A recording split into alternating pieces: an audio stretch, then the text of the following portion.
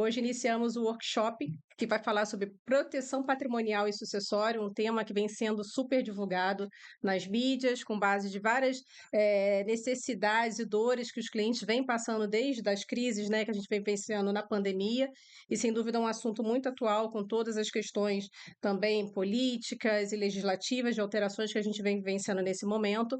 Mas, acima de tudo, é um tema também que a gente vem acompanhando e tratando há muito tempo na nossa profissão. E para falar desse tema, hoje eu tenho aqui comigo a Regina Prataviera. Regina é sócia da HCI, planejadora financeira, e a Rafaela Prado, que é especialista na gestão de risco e atua conosco também na HCI.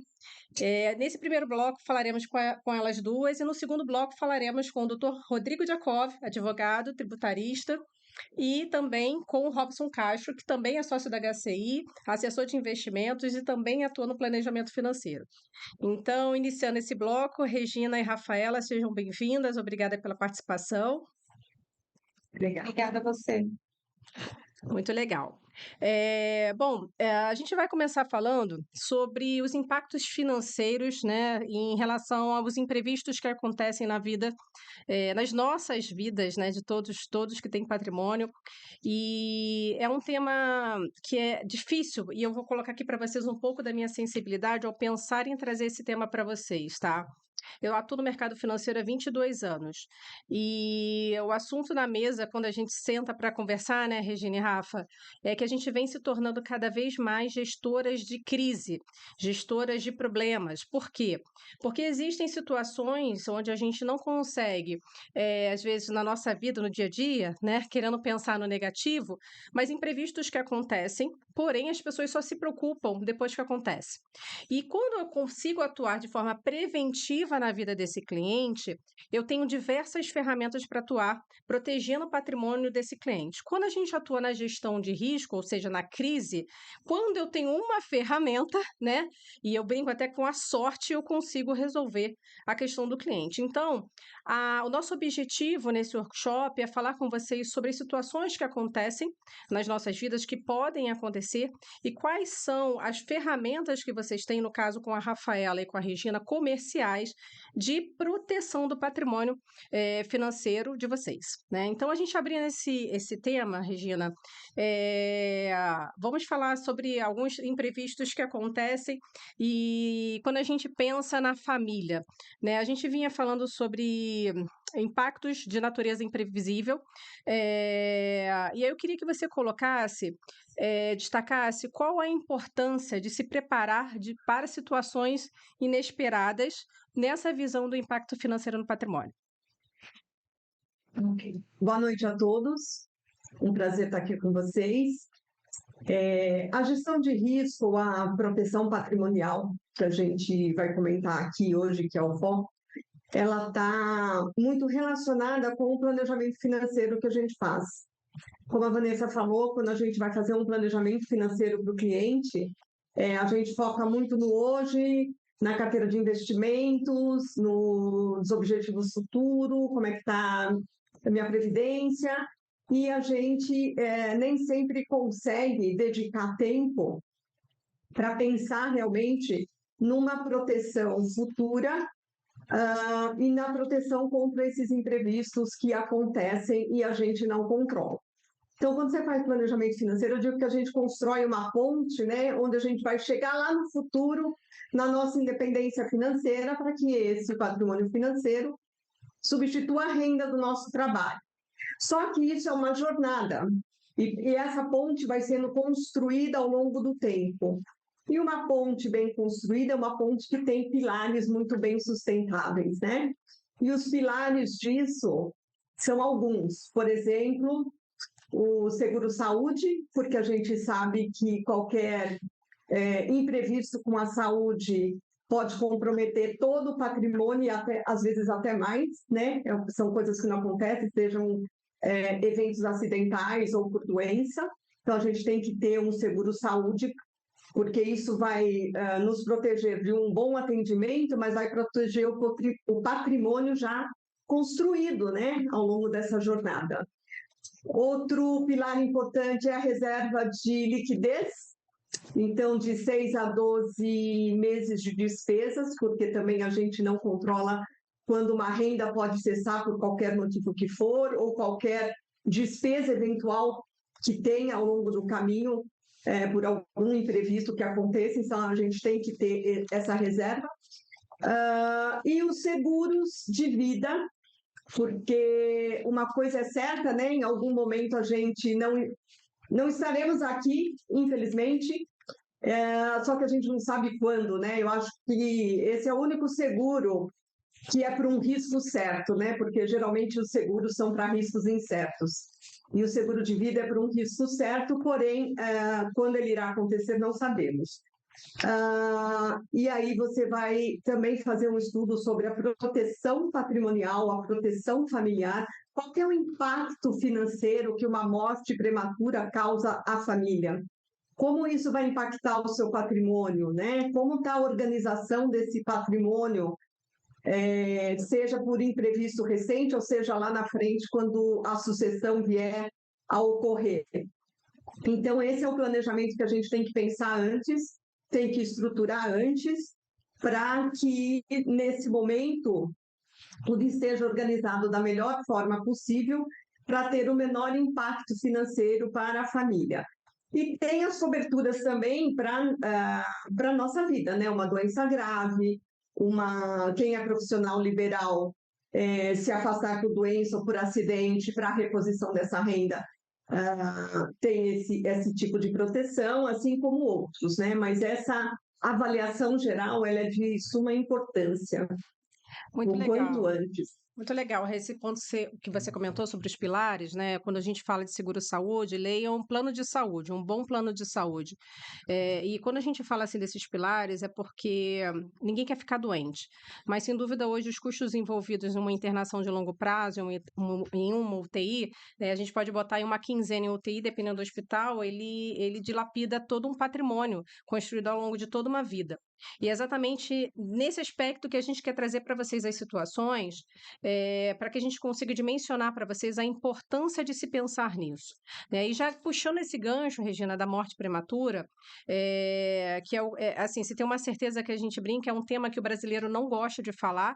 O brasileiro ele é supersticioso nesse tema, e isso é muito ruim, isso é muito danoso, porque o que a gente percebe quando a gente vai puxar essa estrutura, e mais à frente a gente vai conversar muito também sobre esse tema com o Dr. Rodrigo, os problemas que são ocasionados quando esse evento acontece de uma maneira sem nenhum tipo de preparo pela família, é relevante. E assim, eu durante a minha vida financeira, né, a minha carreira, eu vi famílias com um patrimônio relevante, famílias multimilionárias quebrarem por conta disso. E aí se pensa, quanto maior o patrimônio eu tenho, mais protegido eu estou. Não, lê do engano, muito pelo contrário. Quanto maior o patrimônio, maior a necessidade, né, de uma ferramenta para proteger a família.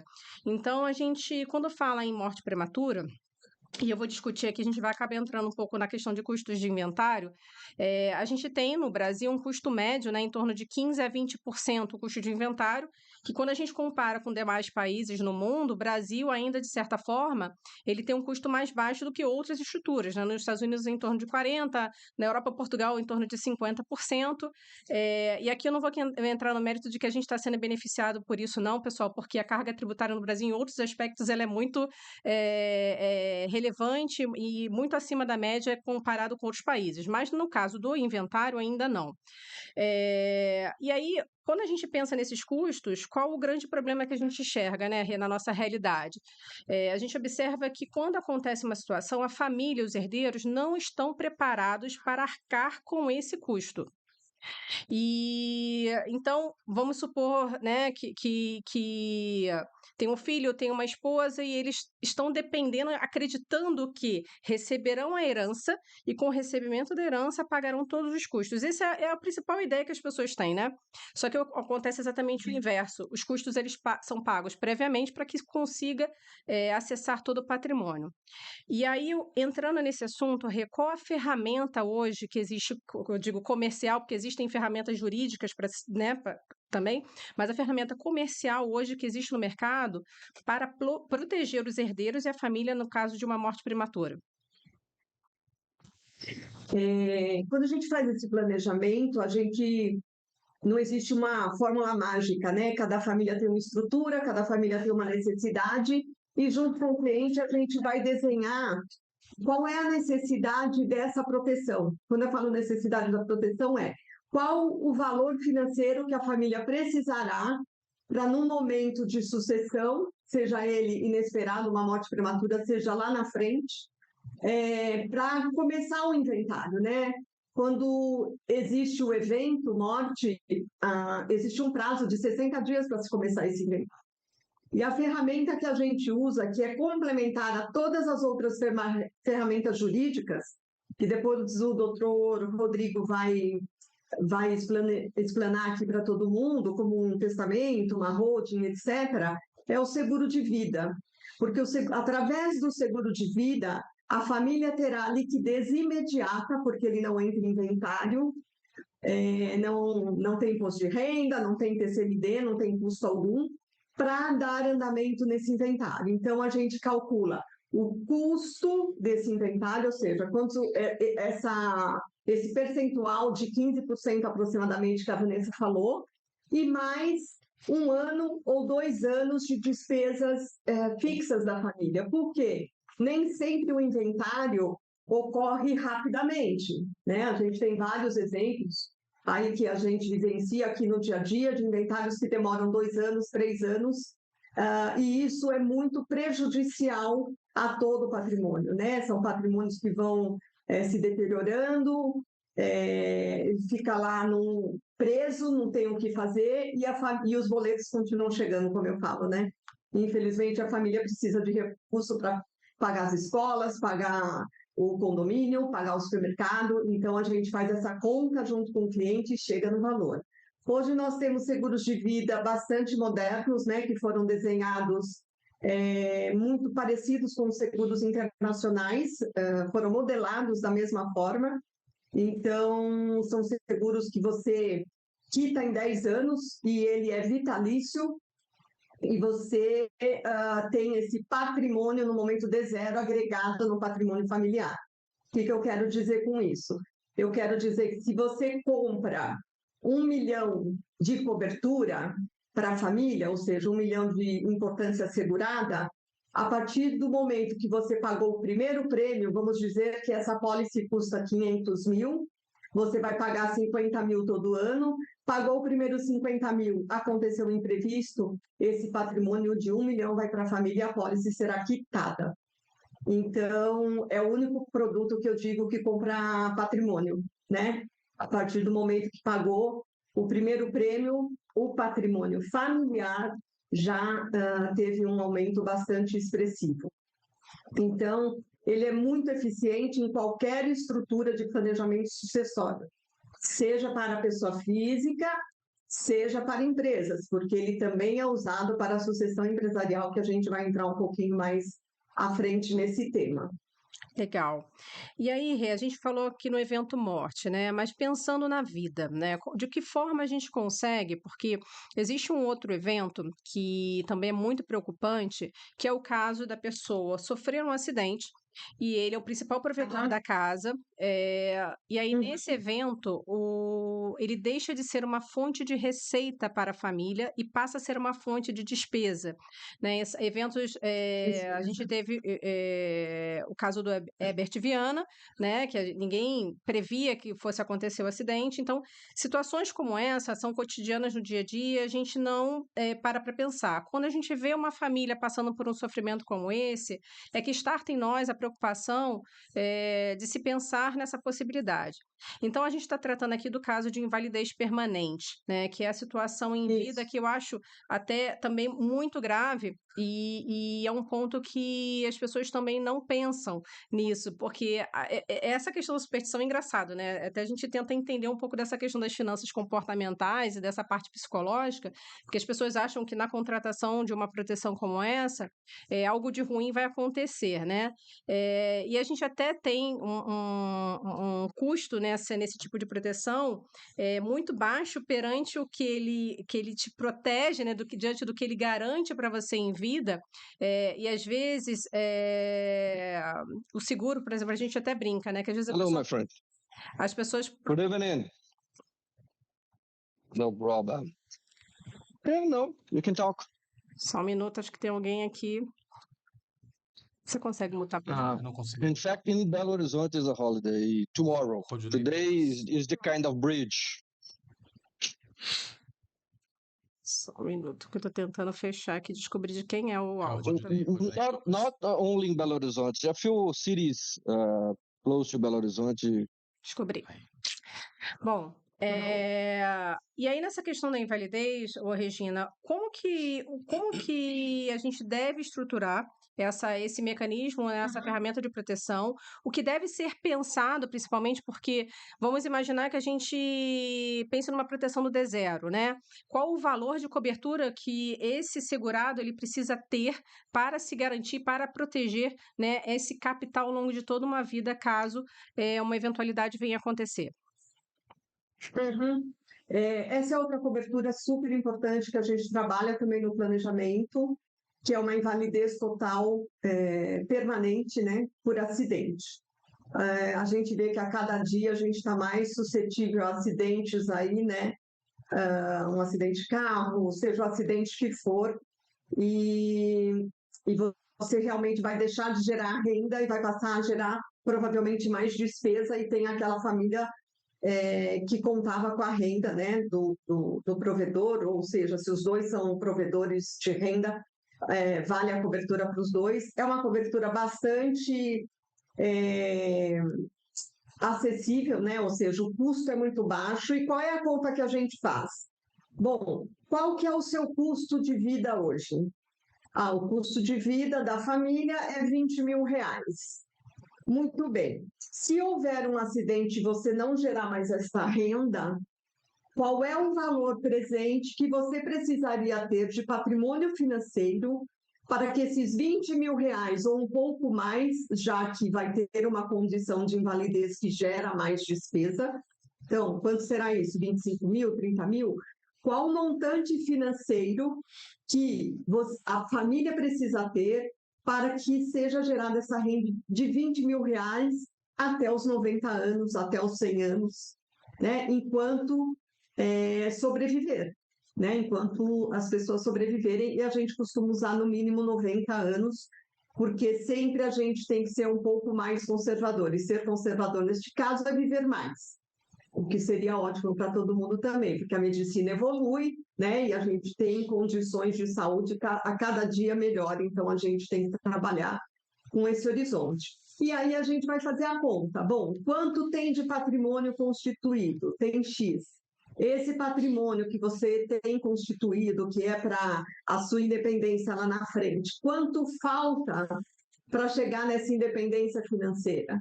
Então, calcula-se esse valor presente e é esse valor que a gente vai contratar para uma invalidez permanente. De certa forma, é mais ou Isso menos. vai substituir a renda do trabalho. Então, de certa forma, é mais ou menos o valor que seria o cálculo da independência financeira hoje, né? No D0, sem projetar a inflação no futuro, né? Exatamente, exatamente. É o valor de dependência financeira já. Legal. E é uma cobertura importantíssima, né? Porque eu acho que é uma coisa que impacta demais todo mundo, né? Uma invalidez prematura aí. Traz um impacto financeiro bastante importante. E a Rafa tem um caso, né, Rafa? Assim, se você puder falar para a gente rapidamente do seu cliente, que foi super jovem, né? Um caso triste, né, de contar, mas que faz a gente refletir sobre esse aspecto. Sim. Bem, nesses 8 anos que eu tenho trabalhando com proteções, né, um dos primeiros benefícios que eu paguei não foi de morte, foi de invalidez. Era um médico, né, um médico jovem, praticava muitos esportes, o principal deles era o jiu-jitsu, e na época ele não tinha interesse em fazer nem seguro de proteção, nem seguro pensando em morte. E a gente acabou tendo uma conversa bem séria. Eu falei, mas você ainda é jovem, você precisa pensar na sua construção patrimonial, você precisa se proteger. E, enfim, né, passaram-se alguns meses, pouquíssimos meses após a aquisição da apólice dele, ele teve uma queda, né, no jiu-jitsu que ele praticava e, infelizmente, ele ficou tetraplégico. Então, dali para frente, realmente acabou todas as funções motoras e ele realmente não tinha mais como trabalhar. E a gente tinha feito um cálculo na época de 3 milhões de capital segurado para ele. E foi o que até comentei com a Vanessa, eu não consegui trazer os movimentos dele de volta, isso a gente não tem como, mas a dignidade financeira sim, porque ele não ficou dependendo dos pais, ele conseguiu contratar, né, pessoas para poder ajudar, a vida dele mudou completamente, né? Eu tenho ainda algumas informações sobre ele, ele está relativamente bem da cabeça, né? Mas foi um jovem que, infelizmente, teve uma intercorrência muito triste na vida dele, mas que bom que ele tinha essa proteção que garantiu a dignidade financeira dele. Esse ponto da Rafa, que ela comentou que não iria depender dos pais, ele é super relevante, né? Principalmente quando você fala com pessoas mais jovens, fala, eu não tenho dependente, não preciso de nada, eu sou só eu.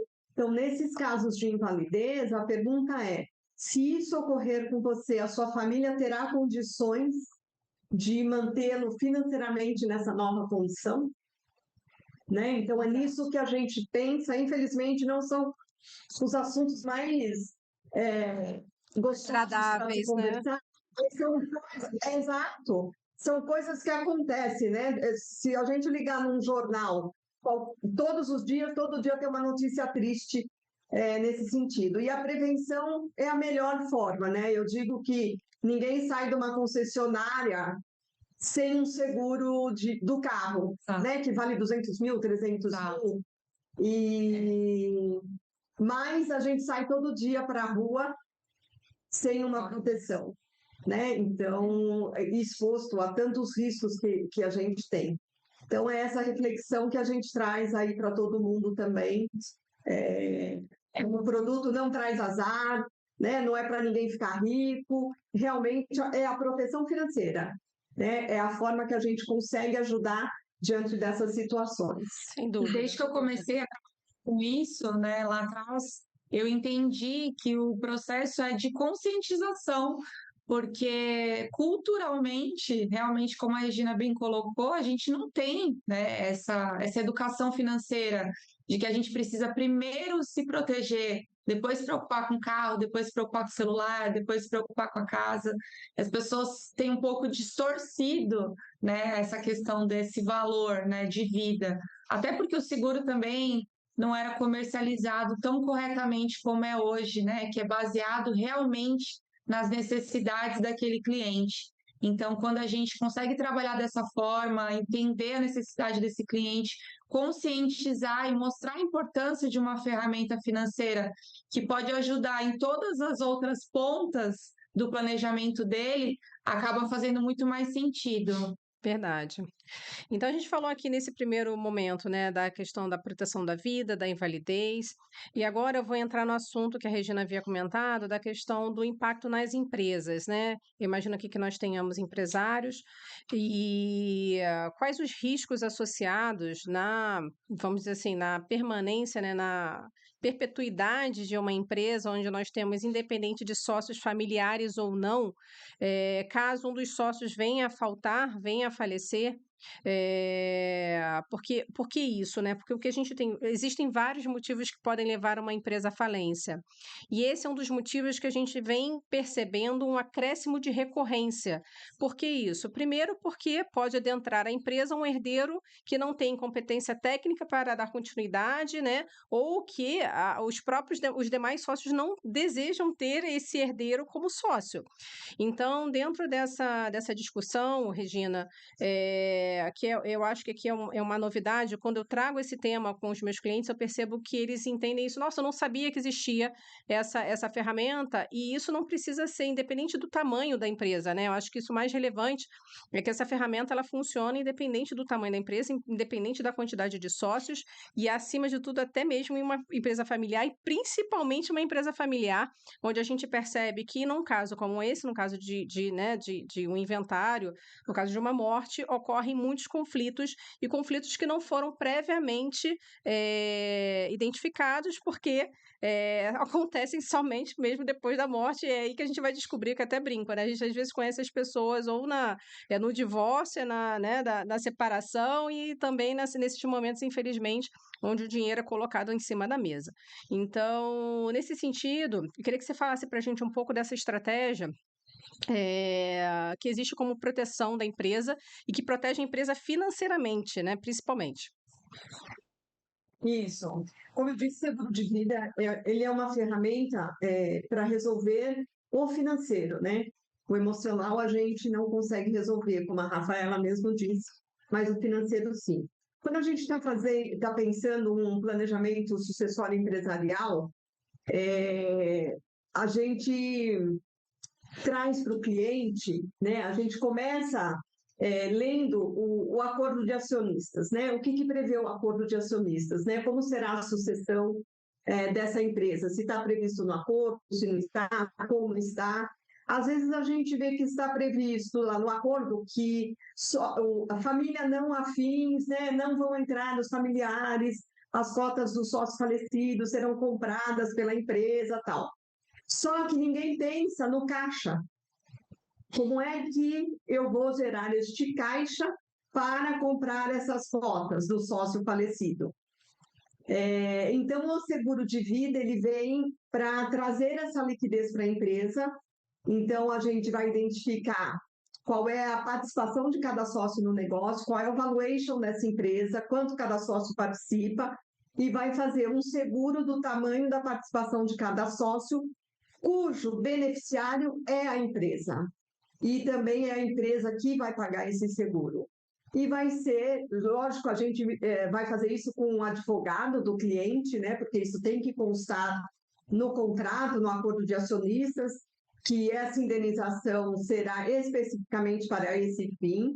E os familiares desses sócios também assinam um documento dando de acordo com essa estrutura financeira, né? A gente vê muita empresa e até as famílias dos sócios, né?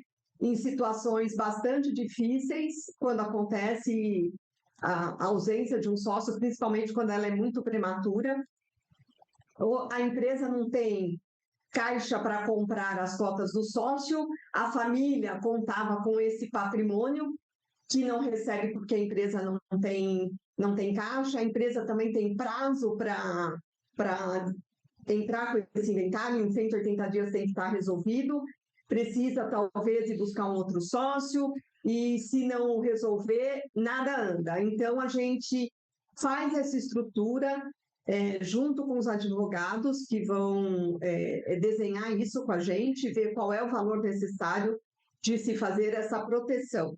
Protegendo a empresa, a gente está protegendo a família de cada sócio também, né? Porque é um patrimônio importante e vai fazer toda a diferença aí para a família. Isso está bem estruturado, bem resolvido, vai garantir a perpetuidade dessa empresa, a empresa continuará a ter o seu desempenho aí ao longo do tempo. Legal. Não sei se eu fui muito rápida, mas eu procurei ser um pouco aqui, né? Eu ainda vou trazer mais um tema antes da gente abrir para as perguntas. Eu queria que vocês colocassem as dúvidas de vocês, se vocês têm algumas perguntas aqui no chat, e depois a gente vai lendo as perguntas e respondendo, tá? Antes de entrar no segundo bloco. E aí, por último, na questão dos empresários, né, pensando na pessoa jurídica, outro evento também que eu percebo que impacta de uma maneira agressiva o financeiro da empresa são os bloqueios judiciais, né, que acontecem principalmente em causas trabalhistas. Eu já tive um caso de um cliente meu que ele estava com a folha preparada para pagar a folha de 13º, e todo o recurso foi bloqueado na PJ, e ele também teve na pessoa física bloqueio judicial, e ele ficou sem caixa, ele teve que contratar empréstimo urgente para conseguir pagar os funcionários, e às vezes não está no momento interessante como agora, né? Taxa de juros altíssima, em torno de 30% um capital de giro na PJ ao ano.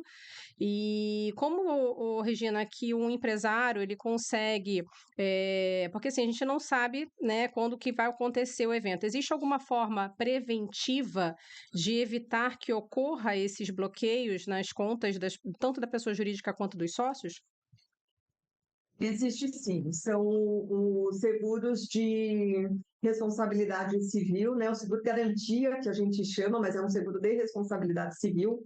A empresa ela pode contratar uma importância segurada e ir acionando esse seguro conforme ela vai tendo os pedidos de bloqueio judicial. O que ele vai fazer? Ele vai substituir esse bloqueio de recursos do cliente ou obrigar o cliente a comprar uma carta-fiança, que também tem um custo altíssimo. Então, ele compra essa apólice e vai usando na medida que ele vai precisando, deixando o caixa da empresa livre e sendo um recurso muito mais barato do que a compra de uma carta de fiança, né, bancária, que hoje também custa bastante caro.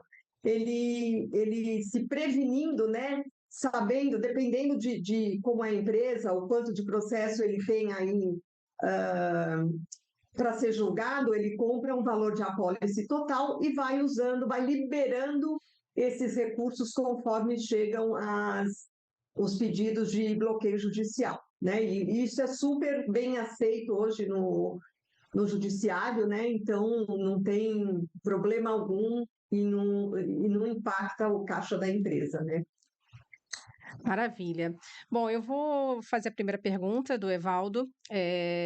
Tem alguma seguradora que contrata o seguro, aceita a contratação de um seguro para pessoas acima de 60 anos? Tem sim. Geralmente vai até os 65 anos e tem idades especiais que algumas seguradoras fazem também. Por exemplo, eu estou cotando para um empresário e ele tem idade de 75 anos. Então, eles estão cotando para a gente poder fazer essa apólice, tá? Então, hoje as seguradoras têm produtos bastante amplos, né, para atender bastante público. Sim. Legal. Outra pergunta, que é até um tema interessante, que eu acho que a gente, se não tiver muitas perguntas, dá até para a gente avançar um pouquinho nesse tema. A previdência privada entra em inventário ou é liberado imediato para a família, né? O grande questionamento que a gente vem falando já há algum tempo é por conta do projeto de lei 250 no estado de São Paulo. Acho que a grande maioria que está aqui vem de São Paulo. Em alguns estados já tem uma modificação na lei, onde não é que a previdência entre em inventário, mas existe o custo de TCMD sobre a Previdência e caso entra na mesma regra, não é pago o imposto, né? Se não for pago, não tem acesso ao patrimônio. E aí fica uma questão, às vezes, em juízo ali de forma muito longa, e aí a família precisa desse recurso, como você mesmo falou, né, Regina, no D0, e então a previdência privada a gente não tem mais trabalhado como uma ferramenta sucessória, vamos dizer assim, principal, né? Ela acaba se tornando complementar porque ela não é garantida nesse aspecto. Aí, Rê, você poderia avançar um pouco mais e responder, né, concluir essa dúvida aí do Evaldo. Então, como tem essa questão aqui em São Paulo de tributar o PGBL principalmente, né? Porque o que é entendido? Que previdência é investimento, porque se você tem 1 milhão na previdência, você contribuiu para ter esse 1 milhão, né? Diferentemente de um seguro, né? Que foi o que eu expliquei, você paga 50 mil, se houver o evento amanhã, a família tem esse 1 milhão. É uma cobertura de risco. Os planos de previdência não são cobertura de risco, são planos de sobrevivência. Então, existe essa questão que está no Supremo Tribunal Federal. Nós estivemos num seminário, num workshop da OAB também há 15 dias, e isso foi bastante debatido. E o que nos parece é que, quanto ao PGBL, já é bem entendido que deve ser cobrado ITCMD. está na discussão do VGBL, porque o VGBL foi desenvolvido em cima de uma estrutura de seguro de vida. Então, isso está, sim, sendo discutido. A ideia não é que os planos entrem em inventário, mas que, sim, eles paguem o ITCMD, que hoje em São Paulo é 4%, a legislação permite ir até 8%, ou tem alguns estados que já trabalham uma tabela progressiva, chegando a 8%. Então, os planos de previdência, antigamente, eles eram um produto muito usado para sucessão. Hoje, a gente não faz 100%, né, em planos de previdência. Então, eles podem ser usados ainda, mas com essa questão de ficar essa discussão de paga ou não paga ITCMD, enquanto não se resolve, não se libera o recurso. Então, esse é o grande problema, além do custo, né, adicional que a gente vê aí. Perfeito. Alguém tem mais alguma pergunta? Evaldo, respondidas as suas dúvidas? Se você puder dar um ok aqui para a gente. Só complementando, o que a gente tem feito para os clientes que fizeram os planos de previdência, ou parte deles, eles têm como objetivo a sucessão, a gente tem orientado os clientes a fazer uma diversificação desses recursos, ou seja, usar parte dos recursos que estão na previdência para a compra da apólice do seguro de vida, né? E aí ele realoca esse recurso e tem garantia que essa cobertura que ele está cobrando, essa indenização será paga imediatamente aos beneficiários declarados. Importantíssimo no seguro de vida e na previdência, declarar os beneficiários para que tudo corra bem rápido, né? Que é o objetivo, para que o dinheiro chegue na mão do beneficiário rapidamente. Porque senão tem que ver e provar quem são os herdeiros legais e etc. Então, essa realocação da Previdência para a estrutura do seguro de vida, ela funciona muito bem. Maravilha. A Maria Cristina perguntou se a gente vai falar de holding. Sim, no segundo bloco com o Dr. Rodrigo, porque já se trata de uma ferramenta jurídica, e aí eu quis separar exatamente para vocês entenderem qual é a diferença nesse aspecto, né? Tanto da parte comercial do seguro, porque existem diversos seguros, e como a gente aqui mencionou, são diversos produtos que vão atuar, cada um deles, em uma determinada estratégia de proteção. Só que assim, é muito importante a gente avaliar caso a caso, porque é um trabalho muito personalizado, é um trabalho individualizado. Inclusive, a gente vai disponibilizar para vocês um link para que vocês, tendo interesse em fazer uma análise de risco sobre o seu patrimônio e quais as ferramentas e soluções adequadas, seja comercial, seja jurídica, que a gente vai estar com vocês nessa reunião. Primeiro que se trata de um assunto, né, sigiloso, e segundo que a solução ela não é universal para todos. Então, a gente precisa analisar caso a caso, momento de vida, configuração familiar, configuração societária, para que a gente consiga orientá-los na melhor solução. E aí, já a gente vai falar da holding, Cristina. Bom, entrou mais uma pergunta aqui. O Fernando perguntando. Então, o VGBL atualmente é pago imediatamente aos beneficiários? Existe alguma lei tramitando para mudar isso? Sim, existe o projeto de lei no Estado de São Paulo, que é o projeto de lei APL 250. Se você jogar aí no Google, você vai encontrar, que fala exatamente sobre isso. No Rio, no Estado do Rio e de Minas, já mudou, já alterou, já se é pago o ITCMD. E lá não se discute mais se é PG ou VG, paga nos dois planos, e não é pago imediatamente ao beneficiário, só é pago depois do recolhimento do imposto, tá? Fernando, me dá ok se está respondido. Tem uma pergunta, Van, que É possível ter mais de um seguro de vida? Isso. Legal. Sim. Quer responder? Sim, é possível, né? O que acontece é que as seguradoras precisam saber da existência uma das outras, né? Elas perguntam antes para avaliar o risco e poder liberar o capital segurado. Porque não adianta contratar 1 milhão em cada seguradora, ter 10 milhões de seguros, sendo que não é essa necessidade sucessória, né? Então, vai ter uma avaliação prévia das seguradoras, elas vão respeitar, né, o capital de cada uma, mas é possível sim.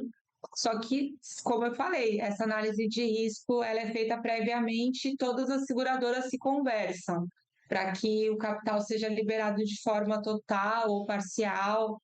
ou até mesmo a recusa. Essa análise ela é feita em cima da condição financeira familiar. Então, se a família está pedindo 1 milhão, a condição financeira dela, o patrimônio dela, tem que justificar aquele 1 milhão. Né? Como eu disse, o seguro não é para deixar ninguém em risco, é justamente para proteger o impacto financeiro que a falta de uma pessoa parar na família. Esse impacto financeiro. Então, é feita uma análise financeira se a importância assegurada solicitada está coerente com o patrimônio familiar.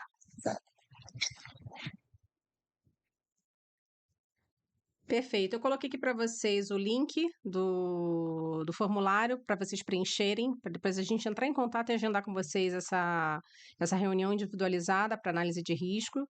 E eu vou finalizando aqui esse primeiro bloco com a Regina e com a Rafaela, agradecer demais a presença de vocês. Caso vocês tenham alguma dúvida que não tenha sido respondida aqui, fiquem à vontade de trazer nessa reunião individualizada conosco, vai ser um prazer falar sobre esse tema com vocês. E eu vou pedir só 1 minuto para a gente conseguir fazer a troca aqui das câmeras e trazer o Robson e o Dr. Rodrigo aqui conosco. Obrigada, Regina, obrigada, Rafa, e fica com a gente aqui até o final.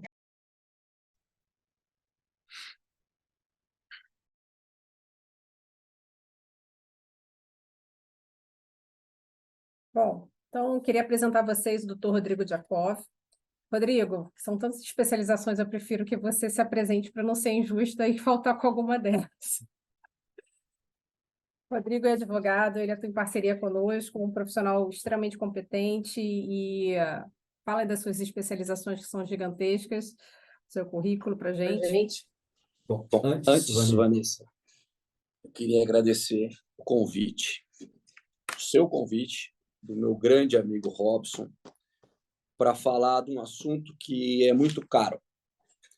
Eu tenho algumas paixões na vida. Uma delas, minha família, a música e o direito. E uma coisa que me deixa muito feliz é que o direito no Brasil está mudando. O Brasil era um país de demandismos, ações. O Brasil era reparatório. Bateu o meu carro, eu vou te processar e você vai pagar. Morreu, eu vou entrar com o inventário, vou na justiça, vou pagar o ITCMD, vou precisar do doutor para fazer a minuta e tudo mais. Isso eu pensei que não mudaria, mas está mudando. O Brasil hoje, a demanda no meu escritório na parte preventiva já é muito grande, especialmente planejamento tributário, planejamento patrimonial e sucessório. Então, ao invés de falar de especializações, eu prefiro falar de paixões, e o direito é uma delas. Bom, Vanessa, o que eu vejo no nosso país é... Não. Fecha. Está captando pelo microfone.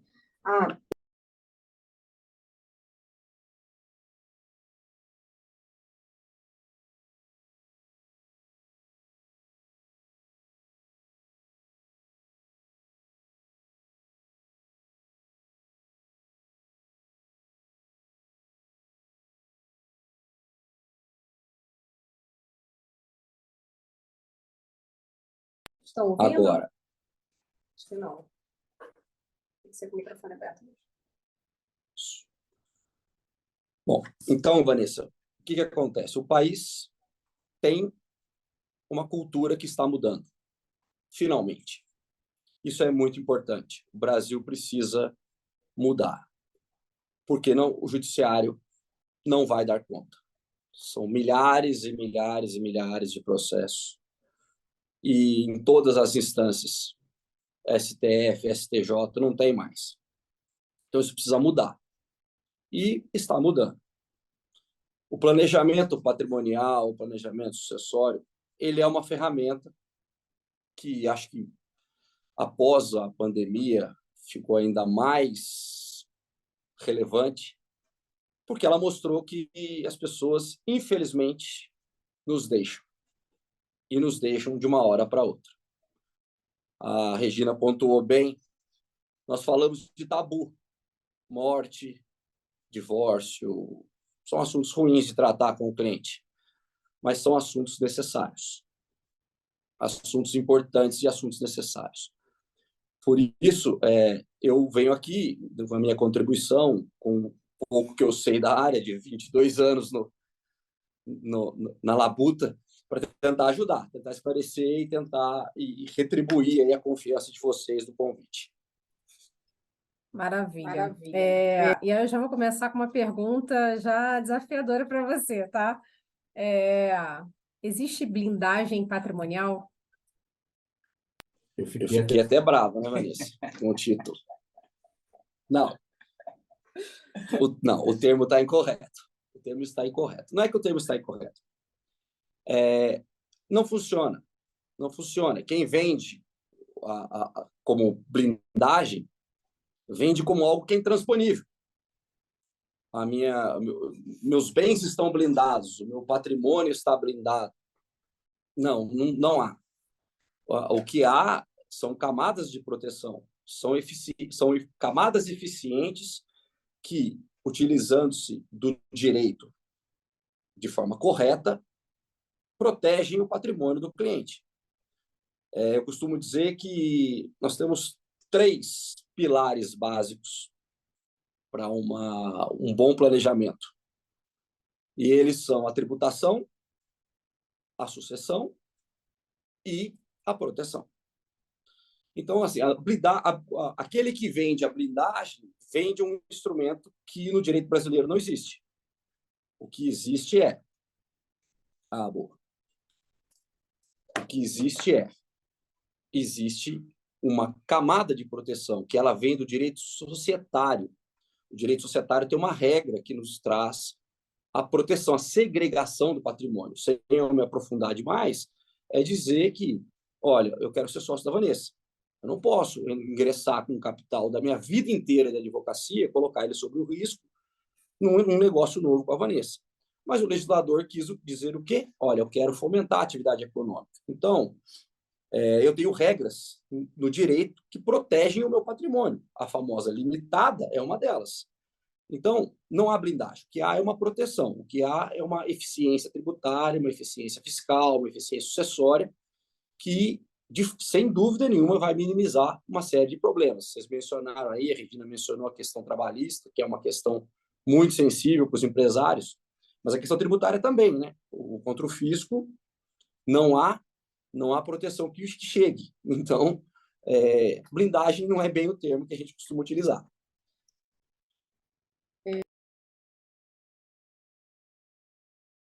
Então, essa questão da blindagem, a gente vem discutindo, nós ouvimos muito no Congresso semana passada sobre essa discussão, porque, infelizmente, o que a gente vê hoje no mercado são profissionais, como todas as, né, profissões, existem profissionais bons e profissionais ruins, né?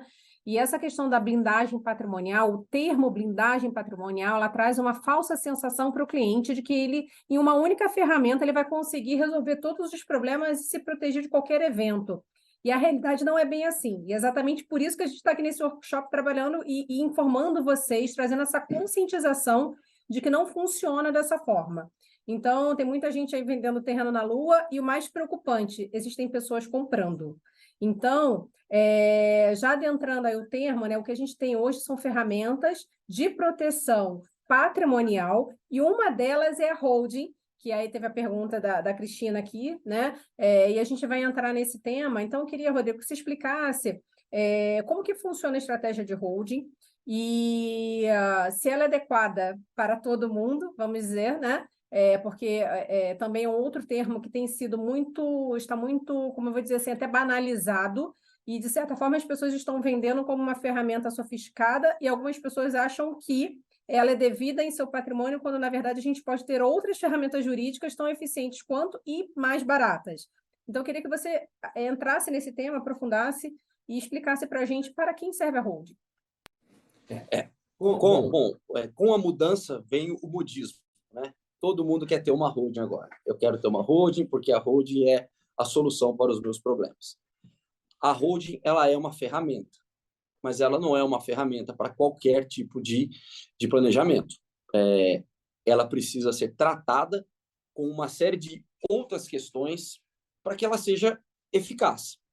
Então, aquela holding que é vendida, você monta uma empresa e coloca seus imóveis lá dentro, ela não para de pé. E ela não para de pé. Nós tivemos nesse congresso da OAB, e lá foi um congresso que foi idealizado e realizado pela minha turma da FGV, e lá nós tratamos desse tema. É um tema que nos traz, tem que nos trazer a seguinte ideia. Eu preciso planejar. Eu não tenho uma ferramenta única. Eu não tenho uma ferramenta única. Também precisa desmistificar. Não é uma coisa para milionário, não é uma coisa... O tamanho do patrimônio, ele é relevante para que a conta feita no final vale a pena. Não adianta eu oferecer para um cliente uma offshore a um custo de $5.000 ano, se o patrimônio não fecha. Então, a holding é um instrumento. A holding é você tratar sobre o aspecto sucessório, você vai minimizar as questões sucessórias. Vocês falaram muito bem aí de inventário, de processo de inventário, e realmente ele é um problema. Ele é um problema porque a governança da empresa fica prejudicada. Regina pontuou que a empresa não consegue andar se não tiver o inventariante, se não tiver alguém para votar nas assembleias. Então, a holding nada mais é do que eu ter uma empresa que vai customizar essa questão também sobre o aspecto sucessório. Então, eu terei lá pessoas que já estão determinadas. Quem é que vai tocar a empresa na falta do patriarca? Quem é que vai tocar a empresa na falta de quem cuidava da operação da família? Isso são regras que vão ajudar. Óbvio que vão ajudar. Mas ela não é a única solução. E não sei se tem alguém com a gente aqui, mas tem um animal que está de olho nessas ferramentas, que é o leão. O leão está atento. Não é fechar para montar uma empresa, não é colocar tudo dentro da empresa. Nós temos 4 tipos de tributos que têm que ser tratados para que ela valha a pena. Nós temos o imposto municipal, que é o ITBI, nós temos o imposto estadual, que é o ITCMD, e temos o imposto que é da Receita Federal, o imposto de renda, que também aparece nessa história. Então, Vanessa, assim, é uma ferramenta eficaz, você ter uma gestão do seu patrimônio. Eu costumo dizer ao cliente o seguinte: você deixa de ter uma família e passa a ter uma empresa. E sobre esse aspecto, você tem o ônus, você tem o bônus. Você não tem mais aquela casa na praia, você não tem mais um irmão. Você tem cota e sócio. Então, tudo isso tem que ser levado em consideração e tem que ser tratado junto ao cliente. Interessante o que você colocou, porque assim, o que a gente também vem observando, né, Rodrigo, que a ferramenta ela tem sido utilizada, mas a estruturação dessa ferramenta ela tem sido feita de uma maneira inadequada, porque existe uma necessidade de diversos profissionais envolvidos dentro dessa estrutura, não só o advogado, não só o planejador financeiro, mas, acima de tudo, um bom contador, né? E esses aspectos tributários, muitas pessoas, às vezes, me procuram querendo uma holding, na estratégia de pagar menos imposto. Isso, o que você tem a dizer sobre isso? E aí, juntando esse conceito dos bons profissionais dentro da estrutura, o que a gente vem observando de risco para as pessoas que estão fazendo uma estrutura inadequada com profissionais que não têm essa competência, vamos dizer assim, e essa visão ampla do risco relacionado à parte do tributo a ser pago dentro dessa operação de holding. Vanessa, eu costumo dizer o seguinte: a tributação não pode ser o motivo. A tributação ela tem que ser a cereja do bolo. Essa é a grande questão. Salvo alguns casos específicos, algumas situações bem específicas, que ele tem um monte de imóveis de aluguel e que vai utilizar disso como renda para uma aposentadoria, mas a tributação ela tem que ser observada como um diferencial, não a motivação. Porque a motivação qual é? A motivação é customizar a gestão de todos os ativos da família. Essa é a motivação. Então, eu quero ter uma sucessão tranquila. Muitos clientes, quando fazemos a conta não fecha. A tributação vai ficar igual. Mas o cliente fala: tá, doutor, mas eu não quero ter problema quando eu vier a faltar. Eu quero que fique tudo resolvido. Essa conta, ela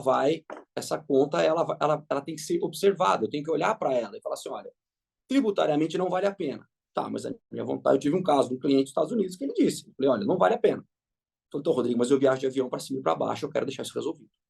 Então, são situações em que, aliadas ao seguro, né, que é muito importante, uma ferramenta muito importante, porque vai parar. Se parar e não tiver o recurso para que você possa pagar isso, vai ser um problema.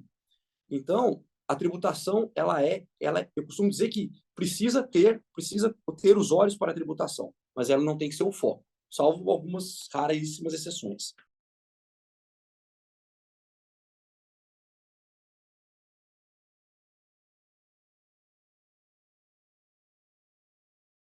Perfeito. Então, assim, o que você está querendo dizer para a gente é o que a gente fala. Geralmente o cliente ele tem que chegar na reunião, então, com você, trazendo quais são os motivos, né? O que ele deseja no final, no aspecto da sucessão, e como ele deseja, como que ele enxerga o futuro da família, né? Nessa transmissão patrimonial após a sua falta. Eu imagino que é isso que você deseja, né, colocar aqui para eles, porque, assim, é importante. Eu até brinco muito com os meus clientes quando a gente se reúne pela primeira vez, eu falo, olha, seja o mais transparente possível comigo, dentre os seus desejos, as suas motivações, porque, sem dúvida, falar sobre patrimônio, falar sobre dinheiro ainda é tabu no Brasil, as pessoas não se sentem confortáveis em falar sobre isso, então, e às vezes, num primeiro contato conosco, profissionais do mercado, por mais que você venha por uma indicação de um amigo ou de um familiar, né, ainda não existe uma relação de confiança construída, mas, acima de tudo, é importante que o cliente seja transparente nos seus desejos para que a gente consiga atendê-lo da melhor forma. Então, nesse aspecto da visão, é importante que, assim, não se sinta constrangido de colocar todos os pontos, até mesmo que seja o seu interesse tributário, porque pode ser que a hold não seja a estratégia adequada, mas que a gente possa trabalhar isso de uma outra maneira. Não tem como burlar o sistema, né, gente? Não tem como deixar de pagar impostos. Mas, às vezes, dentro de uma estratégia ou outra, a gente consegue minimizar os impactos transferindo uma determinada tributação para a pessoa jurídica, ou, né, fazendo o inverso, enfim. Então, eu imagino, Rodrigo, que é isso que você, tentando resumir aqui, eu entendi dessa forma. Está correto o meu entendimento aí? É É isso, isso, Vanessa. Vanessa. A A vontade do vontade do cliente tem que cliente tem que prevalecer. prevalecer. E ele tem que observar que, que quando eu quando eu procuro procuro um instrumento, uma uma ferramenta, ferramenta, seja seja ela ela qual qual for, for, testamento, a a doação, doação, qual é a qual é a motivação? motivação? Qual é a Qual é a motivação? motivação? Não Não raro, o raro, cliente o vai ao cliente vai ao escritório e escritório eu digo para o e eu cliente, digo olha, para não o cliente, faça olha, não isso, faça isso, não faça não isso, faça isso, porque porque a a estrutura não estrutura não vai ampara. parar. E assim, pelos pelos mais mais variados variados motivos. motivos. Olha, eu Olha, eu tenho... tenho, e assim, assim, eu não eu não faço faço nenhum tipo nenhum de juízo de juízo de valor, eu não valor, eu não faço... faço. Olha, eu Olha, eu tenho tenho situações em situações em que que eu não eu tenho não tenho herdeiros, herdeiros, quero eu deixar quero para os deixar para os sobrinhos. sobrinhos. Como é que eu faço Como é que eu isso, faço Rodrigo? isso, Rodrigo? Olha, Olha, faz assim, vamos fazer assim. não Não faça faça dessa dessa forma. forma, porque se você fizer dessa forma, você corre alguns riscos. E assim, são 22 anos. Eu costumo dizer que meu planejamento hoje é mais completo que conhecimento acumulado. Tudo que eu vi que deu errado, né? As coisas que aconteceram ao longo dos anos e que você vê que elas não pararam de pé, seja por esse ou aquele motivo. A foto, quando o cliente senta na minha frente lá, eu falo para ele, hoje nós temos uma foto do seu patrimônio, hoje nós temos uma foto da sua situação financeira, hoje nós temos uma foto da sua situação familiar. Amanhã ela é outra. Amanhã é um filho que casou, é uma filha que separou, e a gente precisa tratar isso.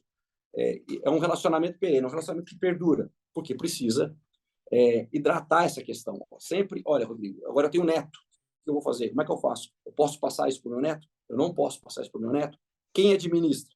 Nós enfrentamos disputas societárias lá que decorrem de questões sucessórias que são de duvidar. Empresas que não foram constituídas com instrumentos a contento e que viraram disputas societárias que travaram a operação de uma empresa. Isso é muito importante. Então, o que tem a observação a ser feita, Vanessa, o termo planejamento é o termo mais correto. Não é uma holding, não é um testamento, não é uma doação. É um planejamento. Nós vamos colocar na mesa quais são as vontades, quais são as aspirações do cliente e quais são os impactos. O impacto, eu costumo dizer que não há, o cobertor é curto. eu vou conseguir, você já me ouviu falar isso várias vezes, o cobertor é curto.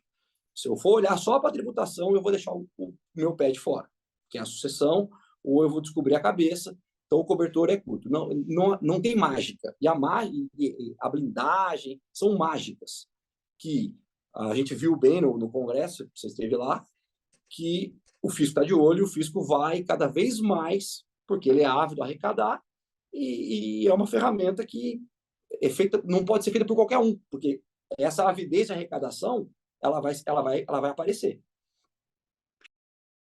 Maravilha. E puxando o gancho do testamento, né, que você colocou, o testamento é uma ferramenta prática, né, e que eu percebo que é pouco utilizada dentro pouco explorada, né, no planejamento sucessório. E assim, essa questão da distribuição do patrimônio, como que, supondo que se você puder dizer para mim um evento, mas assim, eu trazer um case ou dois cases que você entendeu que ali, no caso, não cabia uma hold, mas cabia um testamento, em que situações se aplica, em que situações que essa ferramenta ela é muito benéfica dentro do ponto de vista do planejamento sucessório nessa organização da sucessão. O testamento ele é envolto em lendas, né? A gente está acostumado a ver aquela situação do filme, que o cara abre o testamento, e na verdade ele é um instrumento qual é a vantagem do testamento? De novo, ele não é uma ferramenta única. O testamento é mais uma das ferramentas. Você me pediu um case, eu tenho uma cliente que não tem herdeiros e me procurou, falou, Rodrigo, eu quero doar tudo para os filhos, para os sobrinhos, porque ela não tinha nem ascendentes. Disse a ela, olha, faça um testamento. Faça um testamento. Porque o testamento, a principal vantagem do testamento, você me perguntou, é que ele é revogável. Ele é uma declaração de última vontade, mas não é de última vontade porque o cara fez na cama dele, porque o cara fez no leito da UTI. É porque ele pode ser revogado. Eu hoje tenho essa vontade, amanhã não tenho mais. Então, você tem 3 formas de testamento no Brasil. A mais utilizada é aquela que você faz perante o tabelião, inclusive é a mais segura sob o aspecto. O advogado pode até redigir, mas ela é lavrada para escritura pública perante o tabelião, e ela é uma ferramenta que vai dispor dos seus bens, se você tiver herdeiros necessários. Você só pode utilizar do testamento para dispor daquilo que não é, né, de que não está atrelado à legítima, e o testamento você pode destinar, eu quero que esse bem vá para esse aqui, eu quero que esse bem vá para esse aqui, sempre respeitando os limites legais. Então, é uma ferramenta útil, mas não é uma ferramenta única, porque a questão da holding, você vai procurar ela por um outro motivo, você tem uma operação, é o que eu disse, tem cliente que não está preparado, e não é o perfil do cliente ter uma empresa, deixar de ter uma família e passar a ter uma empresa. Então, as outras ferramentas é que vão ser utilizadas, o testamento é uma delas. Maravilha. E a questão da doação do usufruto, né? Como que essa ferramenta ela pode ser adequada para o planejamento sucessório em vida, para organizar essa transmissão de bens em vida? E não só no aspecto positivo, tá? Mas eu queria aqui fazer um pouco o papel do advogado do diabo e trazer também os impactos negativos que podem ocorrer dentre essa escolha da doação em vida do seu patrimônio para os seus herdeiros. O usufruto, na verdade, é uma cláusula da doação. Então, eu faço uma doação e eu vou clausular ela com o usufruto. O que é isso? Eu deixo de ter a propriedade, mas eu mantenho o gozo dos frutos dessa propriedade. O que acontece? Vou trazer até atrelando a holding que você pontuou. Veja a preocupação grande do cliente. Tá, Rodrigo, eu vou montar uma empresa, eu vou transformar o meu patrimônio em cotas e eu vou doar essas cotas para os meus filhos. Qual a garantia que eu tenho de que eu não vou perder o controle sobre os bens que são meus ou que eu conquistei? O usufruto é uma ferramenta, inclusive na holding. Por quê? Eu vou manter sobre eu vou ter o controle da empresa por meio do usufruto. As cotas sociais vão ser doadas aos herdeiros, mas os poderes e os frutos ficarão comigo. Um erro muito comum numa clausulação de usufruto nas holdings é você não dispor quem vota. A gente já conversou sobre isso. Eu faço a doação das cotas, e quem é que vai ser quem vai deter os direitos políticos? Quem vai votar na Assembleia de uma empresa, de uma holding? Isso é muito importante. Então, o usufruto é uma ferramenta que é uma cláusula da doação, seja ela uma doação de cota, seja uma doação do imóvel. No imóvel, eu vou doar o imóvel, mas eu vou receber os aluguéis. Eu vou receber os aluguéis, eu vou receber todos os frutos desse imóvel, eu vou, inclusive, manter o meu direito de moradia, se assim eu clausular. Então, é uma ferramenta importante. Você disse que quando é que ele não é bem utilizado, quando ele é esquecido. Aí ele não é bem utilizado. A pessoa faz a doação e não coloca nada disso. Aí ela é colocada para fora de casa. E, assim, não é raro. Não é raro. Costumo dizer que eu não falo de fatos, eu não falo de pessoas, eu falo de fatos. E não raro, nós já vimos isso, situações como essa no escritório. Olha, eu fiz a doação para todo mundo e agora eu não tenho onde ficar. Tem proibições. O código traz proibições, traz limites à doação. Um deles eu não posso doar de forma que eu não tenha como me sustentar. Mas isso precisa ser, como é que isso é mensurado, né? O que é me sustentar? Eu quero doar tudo e eu vou ficar com um aluguel. Isso é difícil. Então, há limitações na legislação, mas essas limitações, por vezes, não funcionam. Então, o aconselhamento ao cliente quer fazer uma doação? Nós vamos fazer uma doação, mas nós vamos clausular com usufruto vitalício. Se for uma holding com os direitos políticos mantidos, o direito a voto é seu, o direito a perceber os frutos dessas cotas, eles também são seus. E aí, quando vier a falecer, opera-se a transmissão integral da propriedade. Gary, eu deixei aqui a cereja do bolo, um tema que eu acho que vai pegar um pouco também uma polêmica. Reforma tributária. Vamos lá. Impactos no patrimônio no Brasil e no exterior. E eu queria que você falasse livremente desse tema, porque assim, existem muitas dúvidas sobre a questão da reforma tributária. Sem dúvida, ainda está em tramitação. A gente precisa, né, ter a conclusão e entender o que vai se finalizar, o que vai passar dentro desse aspecto, mas eu queria que você... quais são os pontos hoje que o brasileiro ele precisa se preocupar, sendo ele investidor aqui no Brasil ou tendo patrimônio no exterior, e fazendo exatamente essa segregação, tá? Porque tem cases aqui de investidores que não têm patrimônio no exterior e outros que têm. E quais são as possíveis mudanças tributárias que você acredita que vão passar e que a gente já deve começar a se preparar para isso, tá? Esse exercício de futurologia aí no Brasil, onde até o passado é incerto, é difícil fazer. Mas, assim, nós temos duas sensíveis discussões legislativas em andamento. Nós temos uma medida provisória, que pode ou não ser convertida em lei, que trata dos investimentos no exterior. Essa é uma. E nós temos a reforma tributária, que é por meio de um projeto de emenda constitucional, que trata da tributação sobre consumo. Mas vou começar pela reforma tributária. Quando eu estou falando de tributação sobre consumo, eu estou falando de ICMS, estou falando de IPI, eu não estou falando da questão sucessória, mas sempre tem um jabuti, né?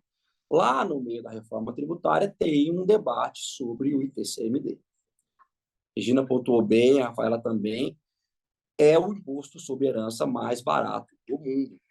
Um dos mais baratos do mundo. Isso não vai durar. Isso não vai durar. Nós temos discussões aí todos os anos sobre essa questão. Por quê? Porque só para fazer um pequeno, para contextualizar, por que no Brasil, por que no exterior o imposto sobre herança ele é caro? Alto. Ele é alto nos Estados Unidos, ele é alto no Japão, porque são países que querem estimular o consumo. Eles não querem que você guarde o dinheiro. Eles não querem que você retenha o patrimônio. Eles querem que você, olha, gaste. O Brasil ficou nesse meio termo. O Brasil tem uma tributação sobre consumo alta e uma tributação sobre herança baixa. E eles querem mexer, eles querem mudar isso. Eles querem mudar. Isso está na reforma tributária. Hoje as alíquotas vão de 4% a 8%. Isso é em decorrência de uma resolução do Senado. É o Senado quem fala sobre essas alíquotas. E eles querem A progressividade já existe. Muito se alardeou que vai se tornar progressivo. Não, a progressividade já existe. Ela é de 4 a 8. Rio de Janeiro, por exemplo, o seu estado, ele é assim. Até um determinado valor é 4, 4,5 e assim. Isso é progressividade. O que se pretende fazer é uma alíquota maior, para que se desestimule esse negócio de guardar, de deter o patrimônio.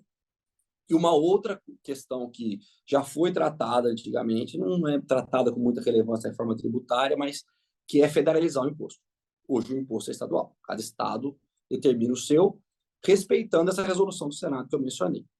Então, sobre isso, não sei se vai passar essa reforma tributária, como eu disse, no Brasil até o passado é incerto, mas uma hora isso vai mudar. Uma hora isso vai mudar. Se não for agora, vai ser em breve. Isso, a legislação estadual, o Dória tentou, bem na época da pandemia, já aumentar essa alíquota aqui no estado de São Paulo em duas oportunidades, mas não passou na Assembleia Paulista, mas isso aconteceu. O outro ponto é a medida provisória, que nós já fizemos uma live para discutir isso, sobre a tributação no exterior. Essa é uma outra que depende de conversão em lei, medida provisória, ainda mais em matéria tributária, por mais que lá esteja dizendo que a vigência é imediata, não é. Matéria tributária respeita um princípio que chama o princípio da anterioridade, então é só ano que vem. Se ela tem que virar lei, para o ano que vem ela passar a valer de verdade.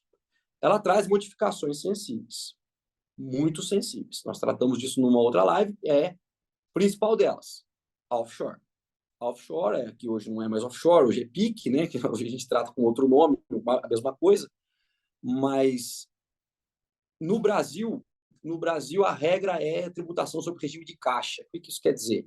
Eu só pago quando entra no meu bolso. Essa era a regra. Agora, se a medida provisória for convertida em lei nos exatos termos em que ela se encontra, 31 de dezembro, entrou no meu bolso ou não, eu vou pagar. Isso, sob o aspecto tributário, é um enorme desestímulo a uma empresa fora do país. Óbvio, ela tem outras razões de ser. Uma delas, muito importante, que ninguém olha para ela, é a questão sucessória. Se você comprar uma casa na pessoa física nos Estados Unidos, você vai precisar de um belo seguro, né, Regina, para pagar essa conta lá se você vier a morrer. Então, isso é um problema. Então, sob o aspecto sucessório, nada mudou. E sob o aspecto tributário, realmente ela é um grande desestímulo. Mas aí você tem outras questões. Tem a proteção cambial, o dólar, o euro é diferente do real. Então, ela se mantém relevante. Mas, sob o aspecto tributário, ela vai sofrer sensíveis problemas. Eu não acredito, assim, eu já comentei isso com vocês no nosso último encontro, eu não acredito que isso vai acontecer assim, da forma que está. Eu apontei lá naquele momento várias incongruências, uma delas é com relação ao trust. O trust é uma ferramenta que sequer tem previsão legal no Brasil e que está sendo tributada. E você está tratando de tributação sobre renda e não sobre tributação sobre herança. Então, são temas que ainda vão ser muito discutidos. Ela tem aspectos positivos, essa medida provisória, porque ela tentou regulamentar. Ela tentou dizer, olha, o que é ativo no exterior, como é que eu vou tributar isso aí? Ela tem aspectos positivos. Mas, assim, eu não sei se ela vai ficar do jeito que está. Uma última questão, que é uma questão tormentosa e de muitos anos, é a tributação sobre grandes fortunas. Essa, embora seja uma agenda do governo atual, ela tem-se muita resistência com relação a ela. O Brasil pretende, né, ser membro da OCDE, o Brasil está tentando uma vaguinha lá, e é uma tributação que está em desuso. Ela está em desuso. E para você ser membro da OCDE, você não pode andar na contramão. Então, essa tributação sobre grandes fortunas, primeiro, o que é grande fortuna? Né? O que é uma grande fortuna? Você vai trazer definições que ainda não existem no ordenamento jurídico brasileiro. Essa é uma agenda que, embora muito proeminente em tempos de campanha, não me parece que vai seguir em frente, porque ela vai encontrar muita resistência. A gente até discutiu essa questão da legislação sobre os investimentos internacionais.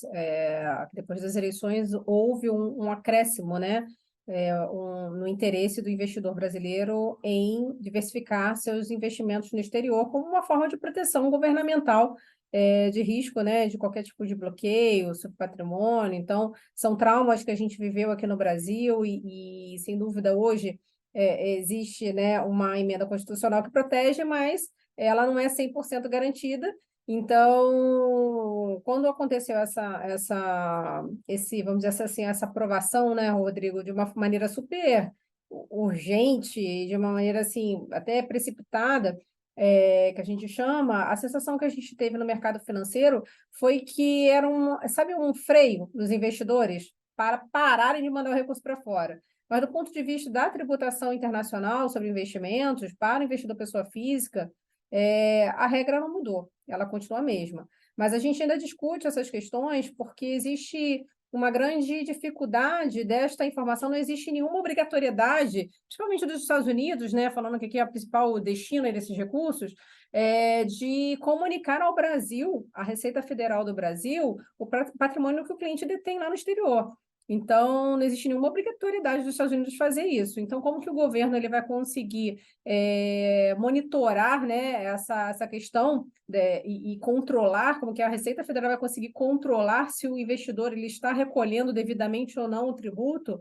É uma questão que realmente a gente ainda discute bastante no mercado financeiro e acho que assim, esse tema, ele é um tema muito complexo para se falar aqui só em 5, 10 minutos, né? A gente teria aí talvez uma hora e meia para falar só desse tema, mas a nossa intenção aqui é trazer para vocês o entendimento que a gente ainda precisa aguardar a conclusão para entender quais são as modificações que ocorrerão e a gente se coloca aqui à disposição para que assim que se resolva, a gente vai voltar em um novo bate-papo com vocês para orientá-los, né, nas mudanças e quais são os impactos e o que fazer. Então, eu queria deixar vocês muito tranquilos em relação a isso, mas a mensagem relacionada a essas mudanças que estão ocorrendo é um pouco de paciência, de calma, porque não tem nada a fazer neste momento, a gente precisa realmente aguardar e entender quais são as transformações que ocorrerão e se ocorrerão nos próximos meses aí, enfim. Acho que seria isso, né, Rodrigo? Veja, né, Vanessa, que assim, tem algumas questões que são relevantes nesse assunto, é o que você disse, nós precisamos de muito mais tempo para tratar. O Brasil tem algumas obrigações acessórias a ser cumpridas. Se eu tenho mais de $1 milhão fora do Brasil, eu sou obrigado a informar o Banco Central. Embora essa informação o Banco Central tenha, a princípio, finalidade estatística, para saber quanto de dinheiro tem fora do Brasil, por óbvio, há um cruzamento de dados, por óbvio, há algumas discussões, algumas questões que são levadas em consideração. E o Brasil pretende, me pareceu também, eu vou ao encontro do que você colocou, me pareceu que foi presta atenção, disse, olha, essa fuga de capitais aí, ela não vai solucionar o problema de vocês, nós vamos tributar isso aí de forma que não adianta mandar dinheiro para fora. Me pareceu mais uma sinalização. A gente já, como a gente tratou, isso não vai, essa medida provisória, ela tem uma série de incongruências mas não são incongruências que o Rodrigo acha, são incongruências que elas vão abarrotar ainda mais o judiciário, porque isso vai ser uma discussão judicial. Eu não posso tributar com base em exemplo. Então, a gente falou sobre isso. Eu tenho lá, considera-se investimento no exterior. Inclusive, isso. Não, eu tenho que dizer o que é considerado para eu poder tributar. Então, são questões que ainda tem muita discussão. E para que ela passe... E você colocou que não precisa fazer nada agora. E, de fato, não precisa. Porque a própria medida provisória diz, olha, se eu for aprovada, eu tenho vigência imediata. É uma questão tributária. Ela vai passar a valer a partir de 1º de janeiro. Em 1º de janeiro, só o que a partir de 1º de janeiro. O que tiver... E ela diz isso lá. Até 31 de dezembro de 2023, não. Então, são questões que, assim, a gente precisa pensar nelas. Nós trabalhamos, nós conversamos sobre isso, fizemos uma live sobre isso, porque elas são relevantes. Mas não tem que ser feito nada agora. Eu vou tirar meu dinheiro, eu vou trazer meu dinheiro, eu vou mandar meu dinheiro. Eu acho que vocês têm totais condições de atender os clientes nesse sentido. Mas nada mudou. por hora nada mudou.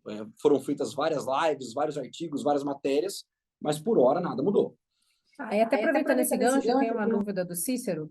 Ele pergunta sobre a tributação na valorização cambial dos valores em dólares mantidos no exterior. Hoje a gente tem uma tributação de ganho de capital em torno de 15%, né? Então, não, é 15% sobre o ganho de capital versus a valorização cambial. Existe alguma mudança prevista nessa tributação, Rodrigo? A discussão da variação cambial, ela passa pela questão de você ter uma conta remunerada ou não lá fora, né? De você investir em ativos lá fora ou não. Tem previsão de mudança, tem uma ideia de mudança. Uma delas, muito sensível, é a de não importa aquilo que eu disse, não importa o regime de caixa, não importa se o dinheiro vai entrar no meu bolso, eu vou tributar ele mesmo assim. Isso é ruim. Um outro ponto que eles têm de previsão de mudança, aliás, eles mencionam a mudança na medida provisória, é a questão dos bens adquiridos no exterior enquanto não residente. Porque hoje, qual que é a regra? Se eu sou um não residente fiscal, isso entra num outro tema muito relevante, que é a residência fiscal. Se eu sou um não residente fiscal e eu tenho dinheiro no exterior, eu posso ir para o Brasil e trazer ele sem tributar. Eu não vou poder mais. Então, se eu comprar um imóvel lá, se eu vender e eu tiver o ganho de capital lá, eu vou pagar o ganho de capital mesmo eu voltando para o Brasil e mesmo eu tendo adquirido esse recurso lá fora quando eu não era residente fiscal. Então, há previsões de mudança, mas como eu disse, elas nem no Senado ainda foram discutidas. Elas foram discutidas, aliás, elas já começaram a ser discutidas no Senado e já tem alteração. Ou seja, considerando o processo legislativo brasileiro, se o Senado alterar, começa tudo de novo, volta para a Câmara e nós vamos rediscutir tudo. Legal. Agora, outra pergunta aqui é sobre testamento do Fernando, né? Ele pergunta quais as desvantagens do testamento e se quando se faz um testamento, necessariamente o inventário tem que ser executado judicialmente. Essa daí a gente já sabe que sim, né? É obrigatório quando se tem um testamento que seja feito o inventário judicial, né? Não dá para ser feito em cartório. Eu acredito que deve ser essa a pergunta dele. O inventário judicial, ele tem algumas regras que tem que ser observadas. A principal delas, se eu tiver um filho menor, não importa a forma, ele tem que ser feito judicialmente. Menor ou incapaz. E uma outra situação que demanda discussão, que você impõe a você que seja feito o inventário judicial, se houver discussão. Esse bem é meu, esse bem é seu, eu não concordo com isso, eu não concordo com aquilo. Então, o consenso é que afasta o judiciário. O consenso e eu não ter um menor. Sobre as desvantagens do testamento, a maior delas é o valor. Se eu tiver um herdeiro que conteste o valor, porque se eu testar um valor que exceda aquilo que é protegido por lei, esse herdeiro vai contestar a validade do testamento. Por isso, no Brasil, como eu disse, temos 3 tipos de testamentos. Nós temos aquele que é o público, que é aquele que você vai lá na frente do tabelião e faz com ele. Você tem o particular, você pode ir lá no meu escritório, observar algumas formalidades, e você vai fazer o testamento particular, e você tem o cerrado, que é aquele outro que abre igual do filme que a gente está acostumado a ver. O público, que é a orientação para 100% dos casos que a gente dá no escritório, eu posso até redigir o testamento, mas a gente leva ele para o tabelião lê, o tabelião coloca testemunha. Ele tem menos desvantagem, porque, obviamente, o tabelião tem fé pública e fica mais fácil de você defender o testamento. O maior problema, e os problemas que a gente mais enfrentou no escritório com relação a isso, é a questão do valor. Eu excedi ou não a minha legítima. O meu bem, quando eu fiz o testamento, eu tinha um patrimônio X, quando eu faleci, o testamento foi executado, eu tinha um valor Y de patrimônio. Essa é a principal desvantagem, mas é uma ferramenta muito utilizada, uma ferramenta que, feita de uma forma correta, é uma ferramenta muito útil. Toda e qualquer ferramenta jurídica, se não for observada, né, as regras legais, elas podem ser questionadas em juízo, e aí a gente tem um grande problema, porque o inventário ele já é moroso e ele se torna ainda mais nesses questionamentos, porque o juiz começa a identificar pontos de fraude e aí começa a se discutir e se desconfiar de tudo. Então, é muito importante que seja observado todos os critérios para que sejam ferramentas adequadas e que elas se cumpram, né, dentro dos objetivos de vocês. Tem uma outra pergunta aqui que é quando você... Peraí, não, isso aqui já foi. Quando todo patrimônio está no Brasil... Quando todo patrimônio está em somente instituições financeiras no Brasil, é necessário fazer inventário ou algum outro meio mais simples para fazer a partilha entre herdeiros? Bom, O inventário há uma há uma confusão conceitual conceitual com relação ao que é o inventário. Nós temos 3 momentos. O primeiro momento é a morte. O bem não fica sem dono. Então, quando o Rodrigo falecer, o patrimônio do Rodrigo vai para Maria Luísa ou para a esposa, a depender do regime de casamento. Então, a morte é o evento. O inventário é o que o Rodrigo tinha e para quem isso vai. Isso é um inventário. E a partilha é, bom, já se definiu o que o Rodrigo tinha e para quem isso vai, agora eu vou dividir. Então, são 3 situações: a morte, o inventário e a partilha. Essa é a cadeia de eventos. Isso implica em dizer o seguinte: é preciso inventariar. É preciso inventariar. O que se faz com essas ferramentas, com a holding, com as doações em vida, até mesmo com o testamento, é minimizar o processo burocrático de inventário. Se eu tiver uma holding em que eu não doei as cotas, ou seja, eu preciso inventariar elas para os meus filhos. Por quê? Todo patrimônio tem que ser inventariado e depois partilhado. O que se faz numa ferramenta de planejamento sucessório, a holding é uma delas, eu já faço em vida. Olha, eu vou deixar parte para a Vanessa, parte para o Robson. Está resolvido. Qual é a necessidade de inventário? Eu não tenho necessidade de inventário, porque eu já resolvi essa questão. Muito se discute acerca do que se chama de inventário negativo. Se o cliente me questiona se é necessário, o que seria o inventário negativo? Cara, eu não tenho bens. Eu não tenho bens.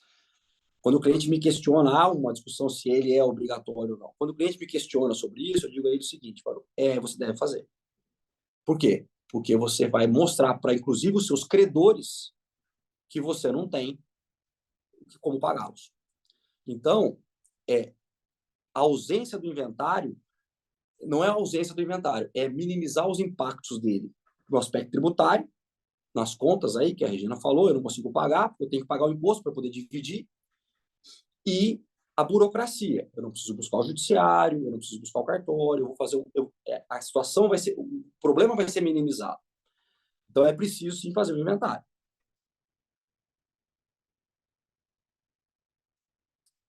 Legal, a gente já está chegando aqui ao final, ficaram ainda algumas perguntas. Eu vou pedir a vocês, Margarete, tem também, peraí, o Cícero colocou mais uma pergunta, a gente tem mais 3 perguntas aqui, que eu acho que a gente vai acabar avançando muito no tempo, e eu deixei aqui para vocês no chat um link, vocês podem colocar o nome, telefone de vocês, o melhor horário para contato, e a gente se compromete, eu pediria que vocês anotassem essa pergunta e a gente se compromete em respondê-la nessa reunião individual com vocês. É até positivo porque a gente acaba associando a sua questão, né, o seu momento de vida, a sua configuração familiar e a sua necessidade à resposta mais adequada para você. Então, eu vou pedir desculpa para vocês não conseguir, mas a gente precisa realmente finalizar agora. E agradecer a presença de todos e a participação e as dúvidas que vocês colocaram aqui conosco. Regina, Rafaela, mais uma vez, obrigada. Rodrigo e Robson, obrigada aqui por participar comigo desse workshop. O tempo, 1h30, passou voando. E é importante que vocês colocam nesse formulário a avaliação de vocês, se vocês gostaram, se tem algum ponto a melhorar. E a gente pode voltar no novo encontro com vocês com novos temas. Legal, então agradecer aqui a participação de todos mais uma vez, uma boa noite e entrem nesse link, depois eu vou mandar também para vocês lá no WhatsApp, para os clientes, para todos que eu convidei, eu vou pedir para o Robson, o Rodrigo também encaminhar, a Rafaela e a Regina, para que a gente tenha um novo encontro com vocês individualizado. Combinado? Muito obrigada a todos. Obrigada, boa noite. Tchau, tchau.